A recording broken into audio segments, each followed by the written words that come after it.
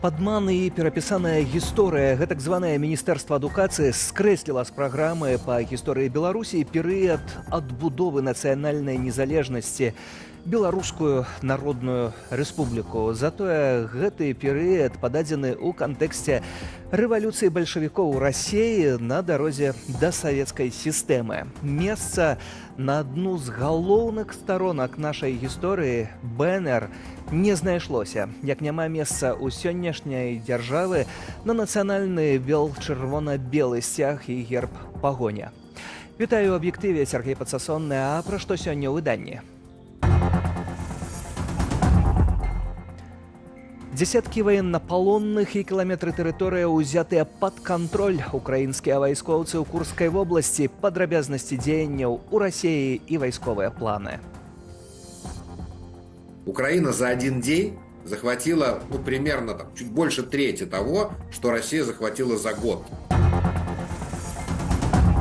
Як атачэнне Лукашэнкі вывозіць грошы з краіны, абкрадаючы гігант прамысловасці Белкалій. Новае расследаванне раскрывае цёмныя схемы. Агульная сума скрадзенага такім чынам за толькі 23 год гэта 35 мільёнаў долараў. Жудасці сацыяльнай дзяржавы, самазабойства сярод дзяцей у Беларусі. Колькасць суіцыду вырасла за год напалову. То, што зараз робіць прокуратура, гэта спроба перакласці адказнасць дзяржавы, якая ўзяла на сябе праз настаўнікаў кантраляваць сем'і і выхаванне дзяцей. Прасоўваюцца наперад, бяруць пад кантроль чарговыя расійскія тэрыторыі ды палонных. Украінскія вайскоўцы ідуць у Курскай вобласці. Наперад, Крэмль на публіку грае спакоем, але атрымліваецца непераканаўча. Зброеныя сілы Украіны прарвалі 2 лініі фартыфікацыі на Куршчыне, якія абышліся расійскім падаткаплатнікам у 15 мільярдаў рублёў. А 3-й лініі проста няма. Інтэрнэт жартуе ад Курска да Масквы некалькі гадзінаў дарогі, але на месцы не да жартаў. Уладзіслаў Корсак. Больш як 300 военнопалонных. Столькі, паводле украінскіх тэлеграм-каналаў, удалося ўзяць вайскоўцам ЗСУ за 2 дні баявых дзеянняў у Курскай вобласці Расіі. Расійскія ж зэт-ваенкоры сведчаць, украінцы актыўна падцягваюць рэзервы, выкарыстоўваюць СПА і сродкі радыёэлектроннай барацьбы, ужываюць дроны і акопваюцца на захопленай тэрыторыі. Украина смогла продвинуться на 20 километров в глубину и 10 в ширину. Это плацдарм, который примерно захвачен на Курской области. В сумме общей захвачено 350 квадратных километров. Украина за один день захватила примерно чуть больше трети того, что Россия захватила за год. Афіцыйнай інфармацыі пра тое, што адбываецца ў Курскай вобласці з украінскага боку дагэтуль няма. Ёсць, аднак, красамоўная міжнародная рэакцыя. ЗША не змянілі сваёй палітыкі наконт дазволу ўкраіне выкарыстоўваць амерыканскую зброю для супрацьдзеяння наўпроставым пагрозам, што ўзнікаюць па той бок мяжы. Паводле міжнароднага права Украіна мае законнае права абараняцца, у тым ліку наносіць удары па агрэсару на яго тэрыторыі. ЕС працягвае цалкам падтрымліваць законнае права Украіны абараняцца ад расійскай агрэсіі ды намаганні Украіны для аднаўлення суверэнітэту і тэрытарыяльнай цэласнасці. Расійскія крыніцы пацвярджаюць поўны захоп украінцамі раённага цэнтра Суджа. Перадавыя ж групы ЗСУ, маўляў, спрабуюць перарэзаць дарогу Суджа-Льгоў. Зночы ідуць баі ў ваколіцах горада Коранева. З'яўляецца інфармацыя пра катлы, у якія трапляюць расійскія вайскоўцы. Таксама ў расійскіх пабліках у панічнай афарбоўцы распаўсюджваецца інфармацыя, што ЗСУ нацэленыя на захоп Курскай АЭС, да якой ім, маўляў, засталося некалькі дзясяткаў кіламетраў. Паводле расійскага Мінабароны ва ўкраінскім штурме задзейнічана шмат заходняй баявой тэхнікі. У нас есть разрешение на примерно радиус в 100 километрах от нашей границы действовать при помощи американского оружия. Ведь мы имеем право по этим всем городам наносить удары американскими ракетами, хаймарсами, артиллерией. На это выдано разрешение. 100 километров от границы. Это мы знаем. Вслух опять-таки не называлось, но подразумевалось во многих словах Байдена, что хаймарсами мы туда стреляем. То, что американцы с этим согласны, они не могут быть не согласны, потому что это абсолютно в нормах международного права. Між тым, расійскія вайсковыя няўдачы ў Курскай вобласці могуць мець наступствы не толькі для Расіі, але і для рэжыму Лукашэнкі, упэўнены палітык Павел Латушка. Асабліва ў кантэксце абвінавачванняў расійскай прапаганды ў бок узурпатара. Маўляў, адвёў войскі ад украінскай мяжы і гэтак дазволіў украінцам перакінуць рэзервы на курскі кірунак. Саша конкретно попал. И какие у него теперь варианты? Вымаливать прощение и возвращать войска к украинской границе, устраивать провокации, снова впустить в Беларусь российские войска, снова возобновить обстрелы территории Украины или остаться крайним перед Путиным накануне выборов. Ці не паставіць Крэмль перад Лукашэнкам пытанне рубам наконт удзелу беларускіх войскаў у абароне Курскай вобласці, то бок тэрыторыі так званай саюзнай дзяржавы і партнёра ў АДКБ. Сапраўды, Расія, Крэмль можа выпадку уже вельмі сваіх радыкальных няўдач на новым Курскім фронце можа сарвацца і сапраўды чагосьці патрабаваць ад Лукашэнкі нетрадыцыйнага, не таго, што патрабавала раней. Між тым, расійская прапаганда актыўна вяшчае пра эвакуацыю мірных жыхароў з Курскай вобласці. Але ў людзей, выехаўшых з расійскага горада Суджа, які трапіў у зону баявых дзеяў, ёсць альтэрнатыўнае меркаванне на гэты конт. Врут по телевизору, врут и врут, твари врут. Люди сами спасались. Уладзіслаў Корсак, Белсат. А цяпер Беларусь і раскраданне дзяржаўных грошай ды іх вывад з краіны. У цэнтры шэрых схемаў, як жа інакш, шэры кардынал Лукашэнкі, былы кіраўнік адміністрацыі прэзідэнта Віктар Шэйман, а выцягванне сродкаў адбываецца за кошт прамысловага гіганта краіны Беларусь Калію. Як пра гэта распавядаюць у беларускім расследавальніцкім цэнтры, а таксама Аліна Скрабунова.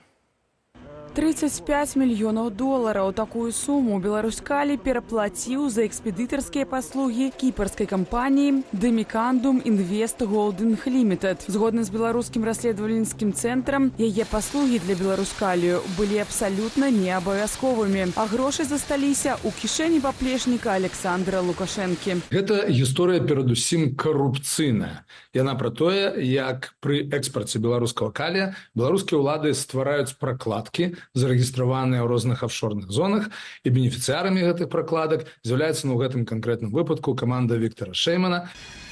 Галоўныя рынкі збыту прадукцыі Беларусь-Калію ў Кітаі, Бразіліі і Інданезіі. Але праз санкцыі змяніліся шляхі дастаўкі. Цяпер угнаенні вязуць не ў літоўскую Клайпеду, а ў расійскі Санкт-Петербург. Паводле расследавальнікаў, за перагрузку тавараў з цягнікоў на судна Беларусь-Калі пераплачвае ў 2 разы. Пры рынкавай цане, да якой яны не павінны даставаць у $11, яны ў выніку Беларусь-Калі плаціць $20, але да порта даходзяць тыя $11, а $9 застаецца у гэтай кіпрыёцкай пракладцы пад назвай Demicandum Invest Holding, і агульная сума скрадзенага такім чынам за толькі 23 год гэта $35 мільёнаў. Дамову з Беларусь-Каліем ад імя кіпарскай фірмы падпісаў Андрэй Свірыдаў. Як даказаў БРЦ, у 2019-2021 годах ён быў намеснікам колішняга кіраўніка справамі прэзідэнта Беларусі Віктара Шэймана. Супраць апошняга ЗША і Еўразвяз увялі персанальныя санкцыі, але гэта не замінае яму ствараць офшорныя кампаніі для папаўнення гаманца Лукашэнкі на Кіпры і ў Зімбабве. На сённяшні дзень гэтых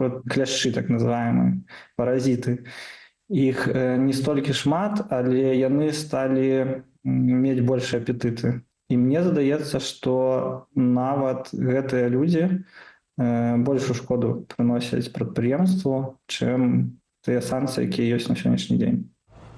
На думку БРЦ і рабочага руху, раскраданне дзяржаўнай маёмасці, у дадзеным выпадку грошай Беларусь-Калію, адбываецца з ведама і згодай самога Лукашэнкі. Все недры, ўсё гэта належыць асабіста беларускаму народу. Нешырокае такое кола людзей лічыць, што гэта іх асабістае, і тыя грошы, якія павінны ісці беларускаму народу, беларускай краіне, яны папросту забіраюць гэта сабе. Падчас вывучэння дзейнасці Demicandum Invest Holding расследавальнікі выявілі, што гэтая ж кампанія датычная да нелегальных паставак люксавых аўтамабіляў з Украіны ў Расею.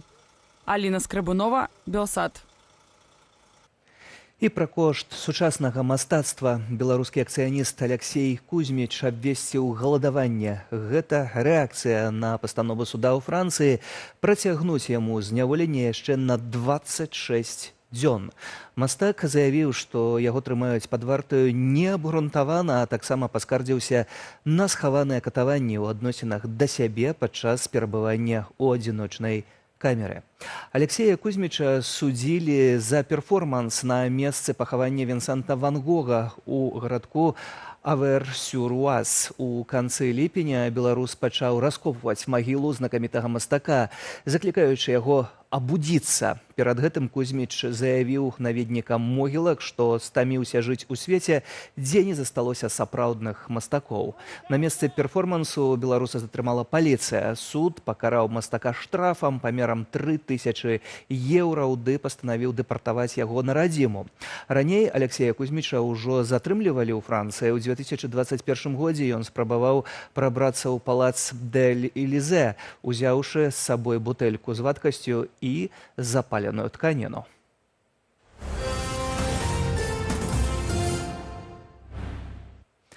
Белсат патрэбны беларусам. У Варшаве пад будынкам канцылярыі прэм'ер-міністра Польшчы праходзіць пікет у падтрыманне нашага тэлеканалу. Маніфестацыю арганізаваў рух «Вольная Беларусь», створаны Зянонам Пазняком, і рух беларускіх нацыяналістаў. Ад чаго бароняць наш тэлеканал, ведае Вітаўт Сеўчык, які працуе на месцы. Прывітанне, Вітаўт, у чым сутнасць акцыі і якія падрабязнасці? Вітаю, Сергея, вітаю, шаноўнае гаспадарства. Цяпер пад канцылярыяй прэм'ер-міністра Польшчы сабраліся дзясяткі людзей для таго, каб падтрымаць Белсат як беларускамоўны незалежны тэлеканал.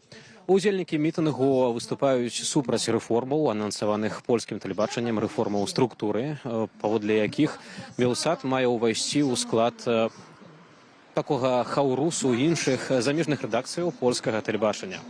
Цікава, што на мітынг таксама прыйшоў дырэктар ТВП World Міхал Бранятоўскі, які прадставіў аргументы непасрэдна польскага тэлебачання, і удзельнікі яго выслухалі, хоць і ўспрынялі з моцнай крытыкай. Беларусы, якія сёння знаходзяцца пад канцылярыяй польскага прэм'ера, звяртаюць увагу, што Белсат вельмі патрэбны беларускаму народу, таму што беларусы церпяць ад рэжыму Лукашэнкі, таксама беларусам патрэбна вось гэтае падтрыманне, свабодная інфармацыя, падтрыманне нацыянальнай ідэнтычнасці, тоеснасці, бо гэта тое, што бароніць нас ад рускага міру і таксама выгодна і для нашых суседзяў палякаў, для того, каб вольная Беларусь была за ўсходняй мяжой Польшчы, а не нейкая расійская калонія. Як бачым, многія людзі сёння прыйшлі нас падтрымаць, наш тэлеканал, і яны выказваюцца, што Белсат патрэбны беларускаму народу.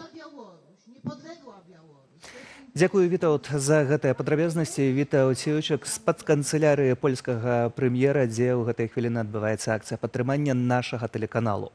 І ў працяг тэмы з заклікам захаваць наш тэлеканал выступіла Беларуская рада культуры.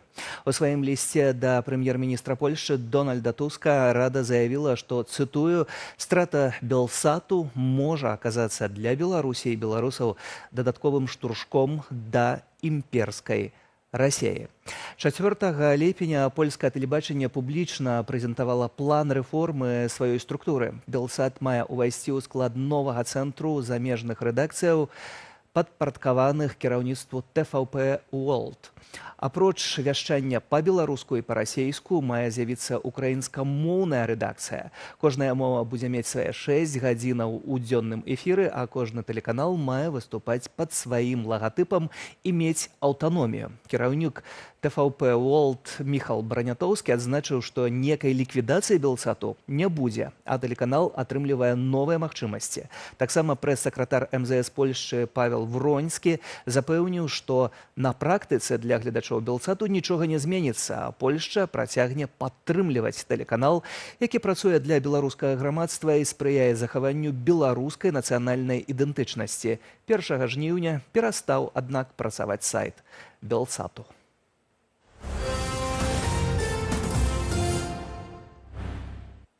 Змяняем тэму. Не пужае ўжо выстаўлены ордэр на арышт Пуціна і змаганне дымсілаў за ордэр для Лукашэнкі. У Беларусь зноў прывезлі дзяцей з акупаваных Расіяй украінскіх тэрыторыяў. У групе 43 хлопчыкі і дзяўчынкі з гэтак званай ДНР. Гэта, між іншых, дзеці-сіроты і дзеці са шматдзетных сем'яў. Іхны візіт у Беларусь арганізаваў фонд Алексея Талая, нібыта для аздараўлення. Апошнім часам мы назіраем тэндэнцыю, што адны і тыя ж дзеці украінскія з часова акупаваных тэрыторый Украіны прывозяцца на тэрыторыю Беларусі. Раней быў падыход ацэнкі з боку міжнароднага крымінальнага суда менавіта сітуацый, звязаных з пастаянным знаходжаннем, перамяшчэннем украінскіх дзяцей, што парушае міжнароднае права на тэрыторыю як Беларусі, так і на тэрыторыю Расійскай Федэрацыі. На сённяшні дзень нашай задачай з'яўляецца менавіта звярнуць увагу міжнароднага крымінальнага суда на змену гэтай тэндэнцыі і што менавіта такі падыход часовага перамяшчэння, калі дзеці знаходзяцца некалькі дзён, пазней выязджаюць абратна на тэрыторыі акупаванай Украіны, зноў вяртаюцца па некалькі разоў на тэрыторыю Беларусі, таксама павінен быць прадметам аналізу і прававой ацэнкі. І сапраўдная драма ў гэтак званай сацыяльнай дзяржаве. Колькасць дзіцячых суіцыдаў у Беларусі ў параўнанні з мінулым годам вырасла напалову. Ліст Генпракуратуры з жахлівымі дадзенымі накіраваны лукашэнкаўскаму віцэ-прэм'еру Ігару Петрышэнку. Дакумент апынуўся ў журналістаў парталу «Зеркала». Чаму беларускія дзеці вырашаюць скончыць жыццё самагубствам і на якія сігналы варта звяртаць увагу бацькам, Кацярына Гардзеева. Генеральная прокуратура занепакоеная. У Беларусі імкліва расце колькасць дзіцячых суіцыдаў.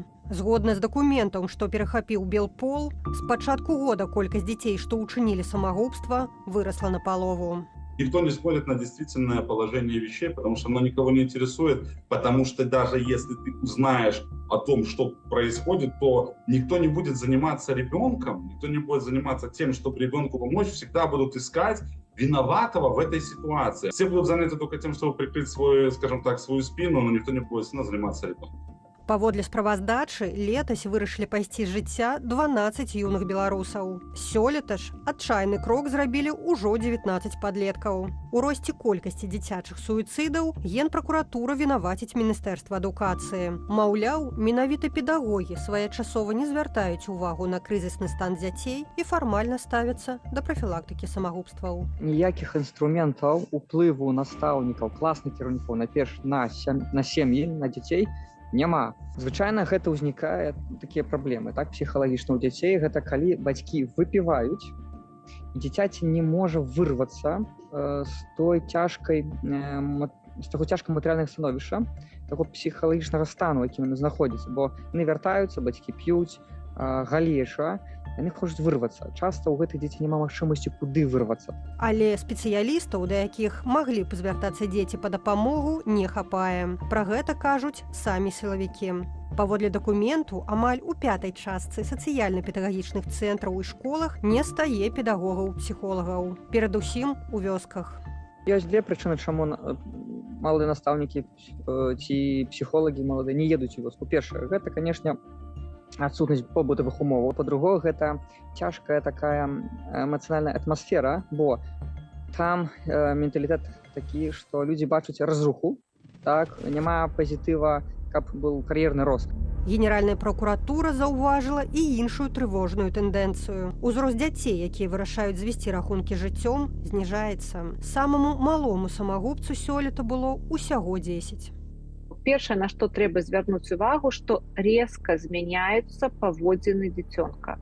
Альбо ён становіцца такім ціхім, яны становяцца резка агрэсіўнымі, резка такімі узбуджанымі.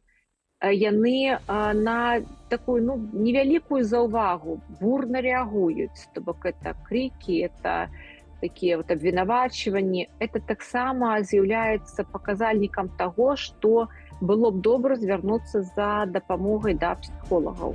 Дзеля прадухілення самагубстваў у Беларусі працуе дзяржаўная праграма здароўя народу і дэмаграфічная бяспека.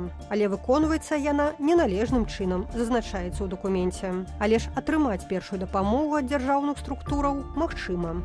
Для падтрымання дзяцей і бацькоў, што апынуліся ў крызіснай сітуацыі, дзень і ноч працуе гарачая лінія. Кацярына Гардзеева, Белсат.